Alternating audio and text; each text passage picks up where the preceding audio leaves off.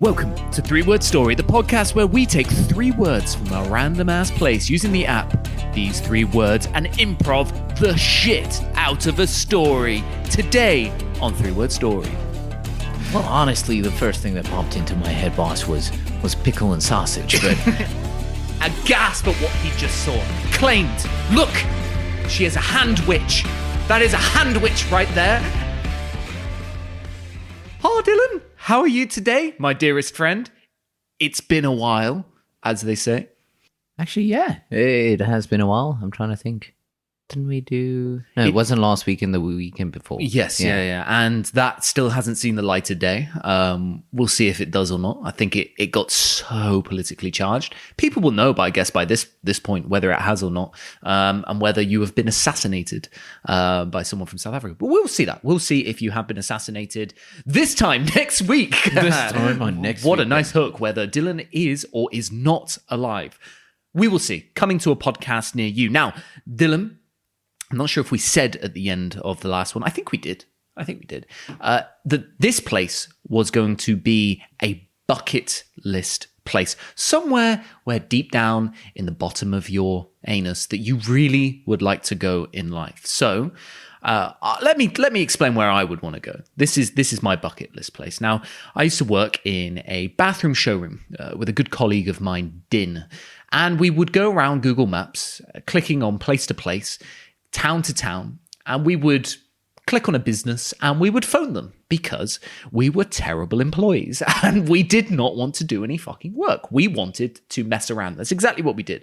So we were on Google Maps, Texas, and we came across a lovely little town called Buda. And there was a restaurant called Nate's.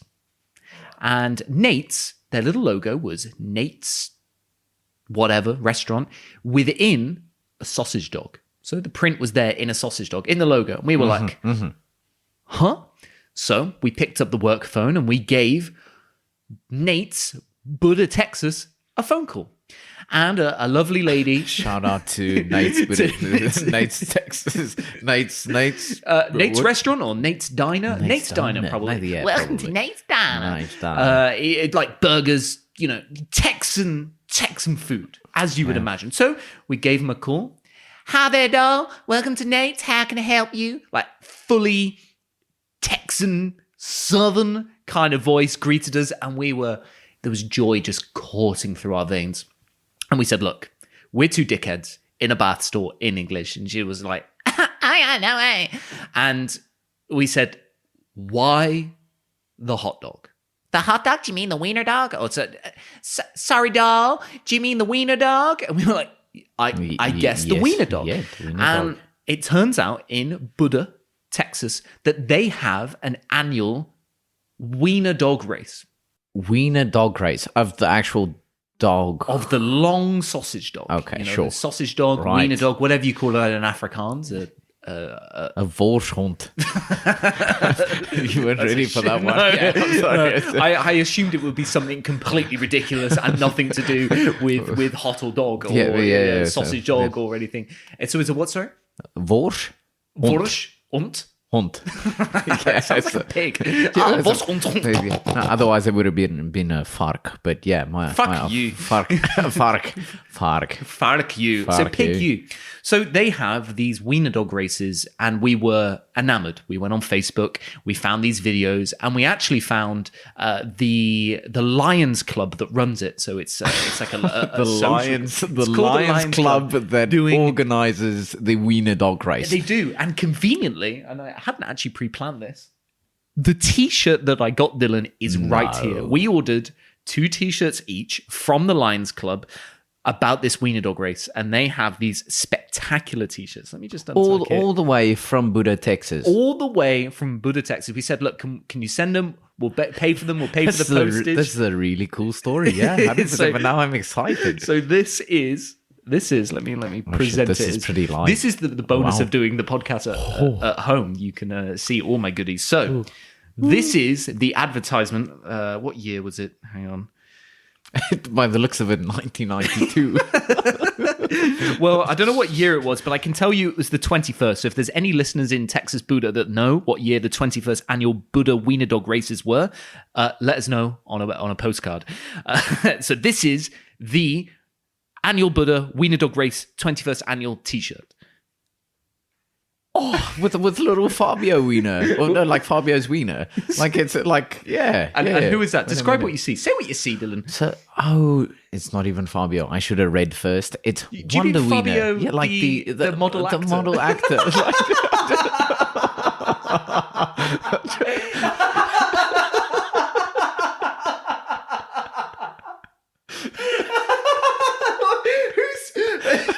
Who sees that? Who sees Fabio before they see Wonder Woman? It says Wonder Wiener. It says Wonder Wiener, Dylan. I figured I didn't want to interrupt anything by reading anything first. So I figured, let me start from top to bottom. And I saw the sword and I was like, okay, Conan the Barbarian, maybe. Yeah. But then I was like, no, it kind of, the hair probably more resembles Fabio from the romance novels that I read. You love so dearly. Yeah, he's normally on those the very cover. sticky books that I saw at your house. Yeah. So this is, for those who haven't got what the fuck is going on, is basically they have doctored an image of Wonder Woman to the face of a wiener dog, as they would say. So it is now Wonder Wiener. Yeah, but I couldn't see the breasts. That's why I just assumed. And I know how much you love a wiener dog's breasts, for sure. So that is the T-shirt. And we have some sponsors on the back here. We have Wizards of Ads and we're not being paid for this, by the way. So this is free advertisement. It's All Good Barbecue. We rent it. Jason's Custom Paint and Body. Owned by Jason, yeah. We would assume, unless he's been bought it out by Walgreens. Bath Fitter of Austin. Firehouse Animal Center. Funny enough, no Nate's on here, which is a bit of a shame. Buddha Mill and Grain. So it's a bit of everything. So this T-shirt I hold dear to me. It's very soft. It's very nice. But that place, that race would be my bucket list place to go. That's where I want to go before I die because it's two birds, one stone. I want to go to Southern America. Yeah. You know, I want barbecue and I want shooting guns. And I also want to see some wiener dog races in Buddha, Texas. I want to go to Nate's. I want to feel it all. And that is my bucket list place, Dylan. So please enlighten me. Where do you want to go? And why? You know what? It probably starts with the story Brother Bear, right? Okay. Yeah. Enlighten me, Brother Bear. Brother Bear. No? Is this another Fabio film? No. I kept those separate. No, this was a pleasure and learning separate for you. This is a children's movie. I think it was DreamWorks. DreamWorks. Okay. Was the creator of this film, but basically about this. So three brothers. They don't necessarily get along, and. I think by the time they turned 18 or whatever, you get assigned like this totem or like this spirit animal, basically. And it represents something. I'm not going to explain the whole plot because I'm terrible, obviously, at explaining 2.5 hours later, and that's Brother Bear. And that's Brother Bear. But no, needless to say, it's a very, very touching film, actually a very, very good film. And that was one of my favorite movies growing up. And either way, this brother then, like the oldest brother gets killed by a bear, and then the youngest brother ends up killing this bear, but he then himself turns into a bear to understand what the other side, how the other side experienced this whole thing and kind of way of living between bears and humans, etc., etc. But this happens, which I would assume in Northern America somewhere. So my bucket list destination would be Norway. Would be in Norway, where all the male bears are. So no, very, very unrelated. But no, it's the Northern Lights, kind of the auroras in the sky of that movie. Especially growing up, or as a kid seeing that, I was like, I can't believe that actually happens. I want to be where that is, and that's obviously like Northern Lights. and that then leads me to my destination, where you would most probably find this would be Svalbard in Norway, to see the Northern Norway. Lights. Yeah. So I think to be able to see the Northern Lights, I figured, it'd be In pretty Svalbard cool. to see some Aurora Borealis, and hopefully you don't go oral Borealis blowjob in a gay bar to see male bears, which I don't know, maybe depending on your film choice, that's maybe we go. So, Biggest of Death, what 3 words does Flarsberg in your weir give you today? Manipulate. Let me say that once more. Manipulate. Okay. Homemaking. Okay. And classified. Manipulate, homemaking, classified. Yeah. It's a shitload of letters. It's probably one of the most amount of letters we've had in 3 words. So I don't know if that will help you, hinder you. No, probably not. I need Matt, cat, hat, and that would be that would be a good 3 words. Yeah. Okay, Dylan, fantastic. Well, my 3 words for Buddha, Texas, the Lions Club specifically is where I went to find these 3 words, because I don't know specifically where they go, is intervene, sandwich, and satisfaction. That is intervene, sandwich, and satisfaction. Capiche? Yeah, I think I got enough in there. Yeah, I really wanted to enunciate that for you. I really wanted to get deep down into there with the sandwich. Now, unfortunately, I have not got the Tom suite out, so we're going to improvise very quickly because I feel like we're just smashing into this with all the caffeine we've had. Yeah, sure. I have my finger up. Your arse. And I want you to smell it. What did I have for dinner last night? So I have my finger up on one hand. You need to select the hand that has the finger on it. So I have my hands behind my back. One of them is a clenched fist, and the other, my finger is up. So please, finger up is you do this. So if you select the finger up, you do the story first. If you select the fist, I do the story first. All right, sounds good. So your right hand is finger up. Correct. You're right. Correct. Why did you have to choose that finger, James? Oh, no. I got the wrong finger. What? I thought it was a different finger. Oh. Damn. So, Biggest Death, you are indeed up there with the first story. And your words, again, for the audience, please? Manipulate, homemaking, and classified. Okay, let's go. Drop it down low with 3-word story. Okay, let's go. Considering I was yet again not that prepared, however, I figured let me run with it. We'll see where it leads us. But I'm going to kind of create a scenario. You, sir, are the Hollywood exec. Okay. And I am pitching a movie script. Love it. Okay, right. I'm in. All right. Do any notes for me, or shall I just say it how I feel it? Say it how you feel it, but I would prefer you keep quiet for the. Actually, no.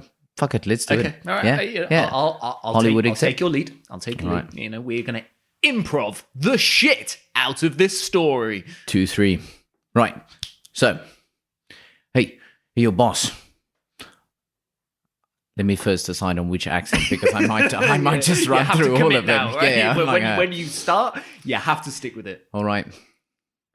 Okay, boss. Your own. That's what I'm thinking. Freaking guy in Hollywood. He works in Hollywood. Okay. Yeah. No. Okay. All right, boss. No. Make him from the. Okay. I'm not going to do that once more. Okay. All right, boss. Listen up. Right. This is kind of what I got. We've got a bit edgy with this particular. Sorry for my American accent. With this particular idea, right? However, people want the unexpected. They are expecting the unexpected, but we need to flip that on its head. So, imagine. The plot is a charming, homemaking husband with a lovely family. married to his wife, Jenny, has 2 beautiful daughters. Right?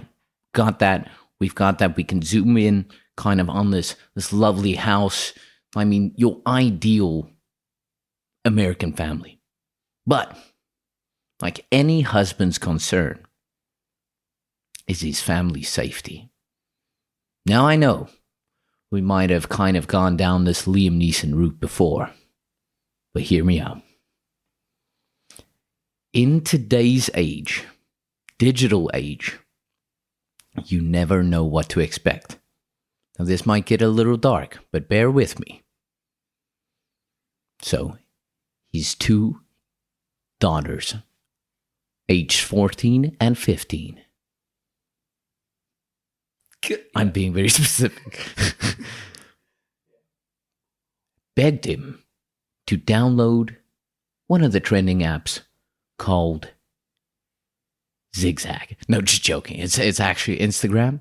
Okay, right? okay. Not sure if you've heard of that. I don't know, kid. I ain't all about those social media applications. Well, boss, basically what then happens if you take a picture, right, and you want to share it socially on the line, right, that is basically what Instagram is. You out there, snap photo, and you post it on the line and you share it with other people. Yeah, it sounds like witchcraft to me. I ain't all about it, but you know what, Slick? I'll give you a chance.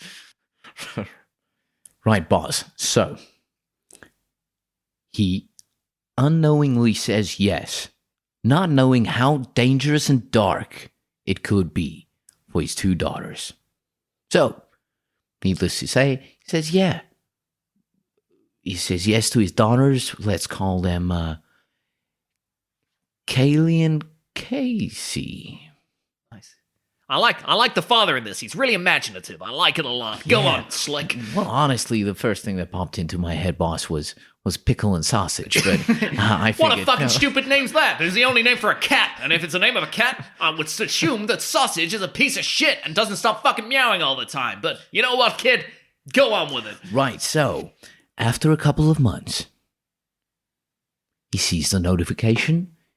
Casey, the slightly older daughter, her phone is unlocked.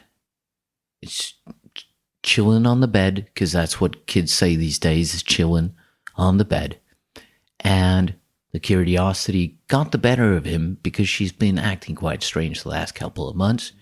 But anyway, so he snoops a bit. He checks in, and he was kind of taken aback by what he found. A couple of racy pictures between his oldest daughter and a guy named Ryan. There's always a little Ryan, right? God, I fucking hate Orion. Right? Went into his profile, 27 years old. His daughter, 15 years old. How? He becomes, something snaps. He becomes enraged. Right? You feel that emotion. Just imagine. So something snapped. He needed to do something. He then, from them forth, sickeningly so uses his own daughter's pictures to bait other predators willing to go far enough,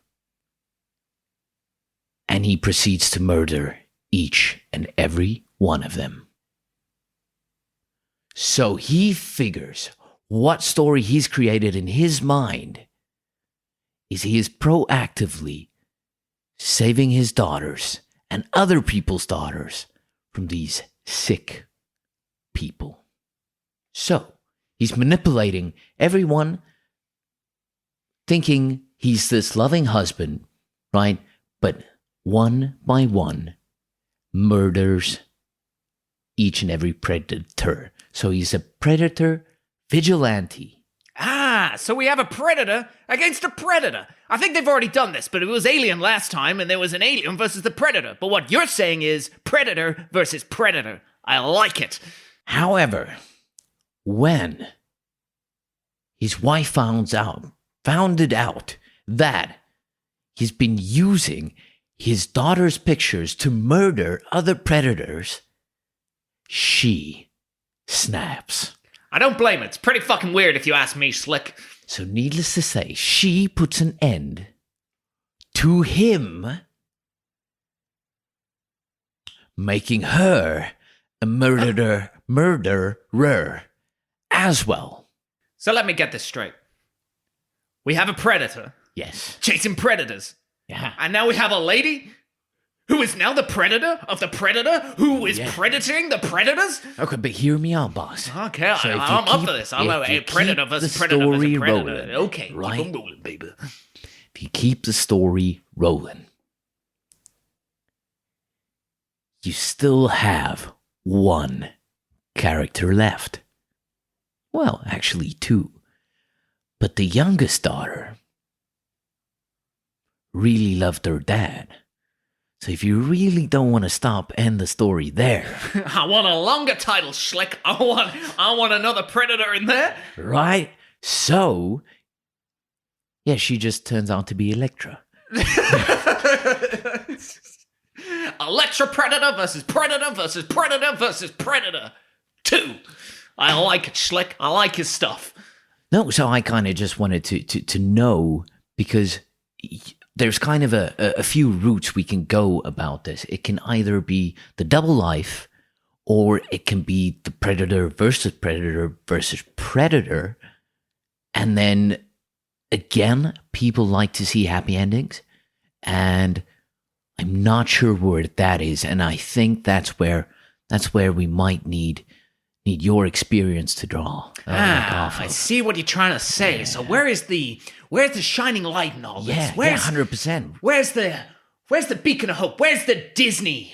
We need some Disney in this, you know? Yeah, we have pedophiles. Yeah, we have weird shit going on, but behind all of this is a message that we're gonna shove in your face. Yeah. Anyway, I get it. Yeah, right. Okay, so we have predator versus predator versus predator versus predator. Okay, let's think. How do we make this Disney-fy? Where do we give this a nice, shiny, happy ending where everyone could be happy? Well, let me tell you this. How about Moana 3. they're all on a tribe and they're all Maori? Oh, yeah, baby. They love that. Oh, maybe we can have it where it's actually a world. This I've not even started, but it's the worst fucking idea in the world.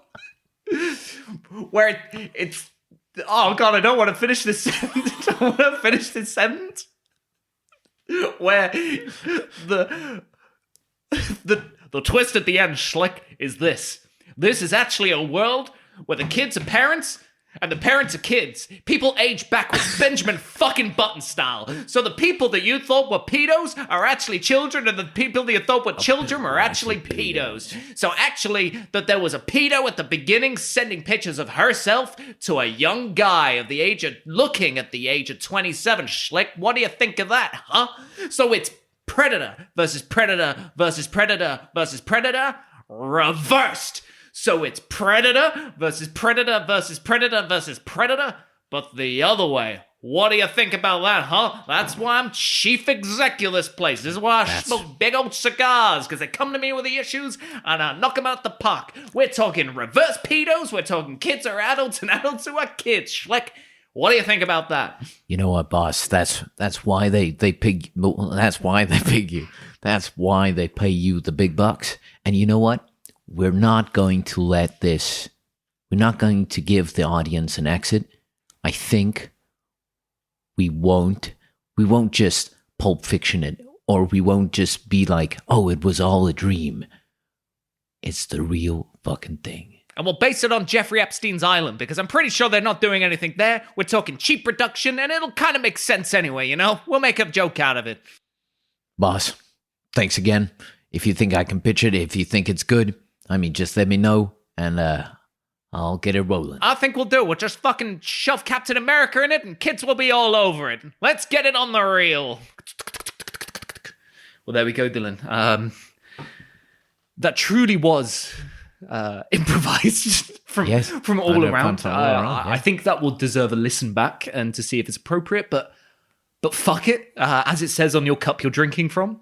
Meow, and I would say meow to that story, and we will see where that goes. So, please remind me of the words because I can't remember what the words were and how they interjected into that story. That's a fair point, Thank you. James. Yeah. No, so it was manipulate, Okay. and let me say this: it lends itself to be able to work in those words yourself, even though we didn't. So it's a dot to dot, basically. Yes, You've given us a dot to dot story where we have to put it together. That's manipulation within itself, and I like that. I like that a lot. You've taken us beyond the fourth wall. You've taken us outside of the story and put us into writing the story ourselves. That is incredible. Incredible. I know. manipulation. I'm an Which absolute put you on genius, Epstein Island, right? For sure. So it was manipulate, Yes. which clearly it starts with the husband kind of living a double life, but then homemaking was a stay-at-home dad. You see, this is all after the fact. You could obviously sense that. So he was a homemaker, Okay. and then classified, which I guess you could probably relate to Hush. He kept the other side of what he was doing classified. Hush, maybe her Instagram feed or her personal access to her phone that was supposed to be classified. Like there's enough room for you to work in those. I would say in this concept that we have made of the 3-word story, there is a lot of scope where some stories, like your own, may have an ambiguous take on what words that you have done, and maybe my story that has maybe a more literal sense of the words in the story. But hey, there's no guidelines for this, clearly, because of the nonsense we just spoke. So, Dylan, very good. I liked it. It was dramatic. There's a bit of role play involved in that. I'm not sure about the outcome, but that's what the edit's for. It is what it is. So if your story isn't involved in today's episode, then we know we maybe went too far. We'll see. Drop it down low with 3-word story. My story, Dylan. To remind you of the words, we have intervene, sandwich, and satisfaction. And today, Dylan, and I don't like to do this, as you know, I've had to once more rely on fact. And today, I have become a historian, a man of history. I have gone back through the annals to a past time to bring forth a magnificent story. And I've had to delve between a few different books, a few different Wikipedia pages. I've had to go into the deep, dark corners of a library to find out some of the most interesting things. Now, when I got these first words, it reminded me of a book that I have recently read about the world history. And Specifically, the world history. and that's how it should be said and will always be said. The world history. And we went from 6000 BC all the way to the modern day. And it even referenced in this beautiful book about the most poignant moments in history. It even referenced the invention of the sandwich, which, with these 3 words, led me to walk down the path of how we actually got to the point in life where we have bread filling bread. Let me take you. I actually think there's an episode like this in the cartoon Time Squad. I can almost guarantee you it's wrong. Here's the facts, Dylan. Right. Let me take you to 1762. A year where the US is still under British rule. The Royal Navy rules the seas. Prussia is a place name. It's a place next to Russia. Stupid, right? It's like fucking, what a knockoff of Russia. Prussia and Russia. Almost like your names that you came up in your story, just completely sounded similar. And we're like, oh, is this Russia? I call myself Prussia. Prussia. And India had just booted those zany Dutch out of their country. Imagine if they kept them. They were at a World Cup winning team like no others. It would have been the tallest Bengal Rajas in the world, and the world would have been a different landscape. But they settled down somewhat in South Africa at some point, and we have a different story now. You silly Indians, you missed out. You could have had some tall men. Bet hey hosey. It's a... I lost out. Yes, maybe you're part Indian. Who knows? So, we're back.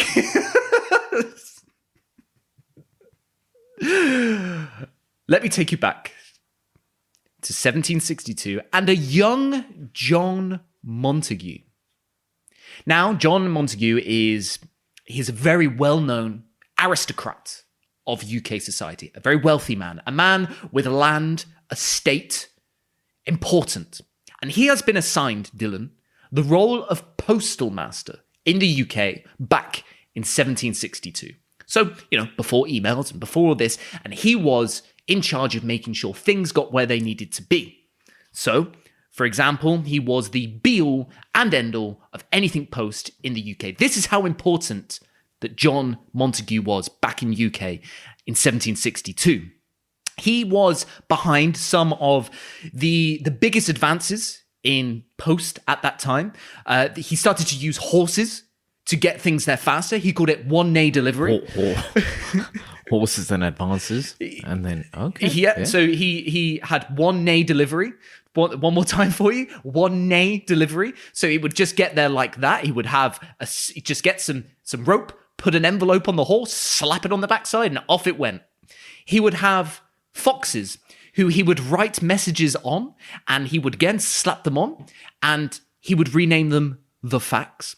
And if you ever had a letter you didn't want, he would then send out a pigeon who would come and collect it, is what he called. So he was an innovator of his time, Dylan. He was the postal master. Now, John Montague, he did have a penchant for gambling. He was a man who loved to play cards. In his masterful estate, he would sit there with other aristocrats of people of their time and play together. Whilst paupers sat in the street, John Montague loved a game of poker.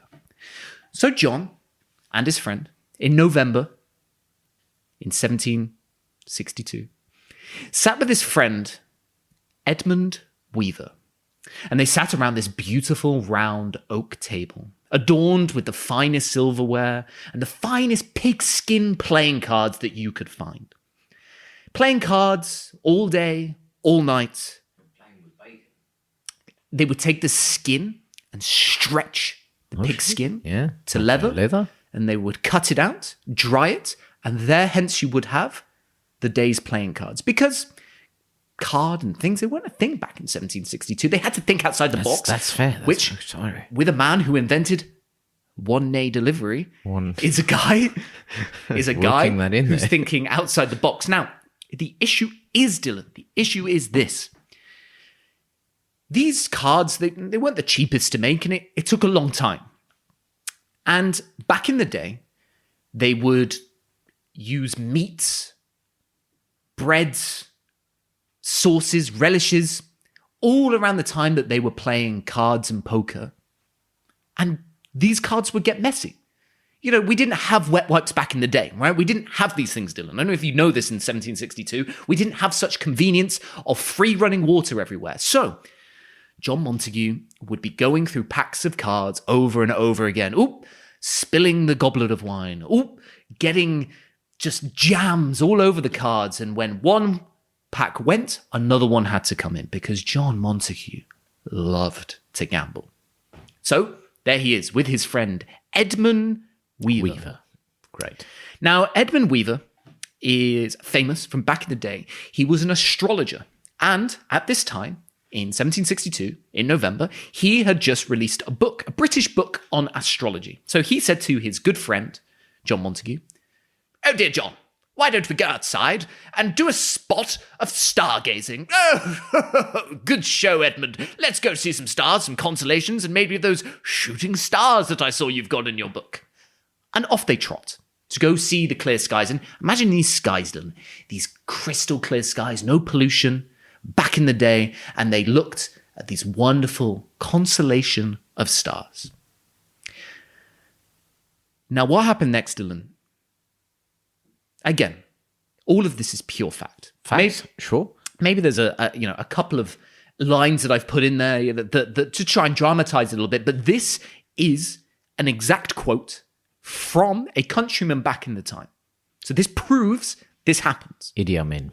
So, Sorry. Nothing. okay, idiot bitch. So, a noise, crash, bang. And this is the quote. A countryman saw a flash of lightning before he heard the noise. The sound was double. A ball of fire took its course to the east over Westminster. It divided into two heads, left a train of smoke, and then ascended for 20 minutes and crash. Now in the back, 1762, we don't have films. We don't have the YouTube and your TikToks. It was gone. But for John and Edmund, this was not over. In the small copse of woods near, they saw the smoke rising from where this ball had come down and crashed down into Haley, and that's why it's Haley's comment. Shit, I should have thought of this. And that's it, game over. A happy bye. sandwich. Oh shit, I forgot we were with them about the sandwich. So, this comet had intervened in their stargazing and they ran over to this crater on the floor. And to their shock, lay a mysterious woman. Human looking, but gave an aura and a mystery. A piece of meat. Of a slab of meat. Yeah. It was just a woman. She was wearing what looked like beautiful clothes. She looked human, but you could tell there was some mystical, magical element to her. They offered their hand to the lady and they took them back to John Montague's manor. So, here we are, back in the manor. John, Edmund, they're shocked, they're stunned. What's going on? Who is this lady? She seems a bit discombobulated, a bit all over the place. But she looks before her and she sees these mess of cards, meats, breads, all just rearranged, all messy, all over. And before you know it, her hands start to go what looks like 1,000,000 miles an hour. And then when it's settled, there's the cards, lay 1 to 10, Jack, Queen, King, Ace, each suit put in a row, magnificently to the line. But that is not what John and Edmund were interested in.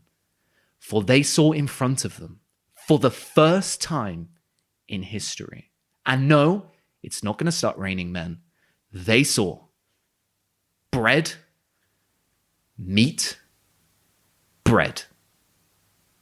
For the first time ever.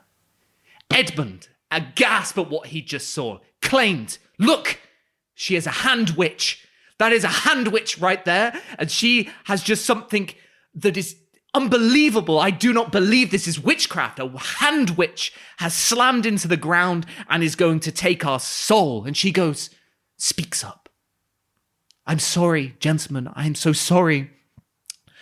I've been pushed away by my home planet, and I am being chased by aliens that you would not understand.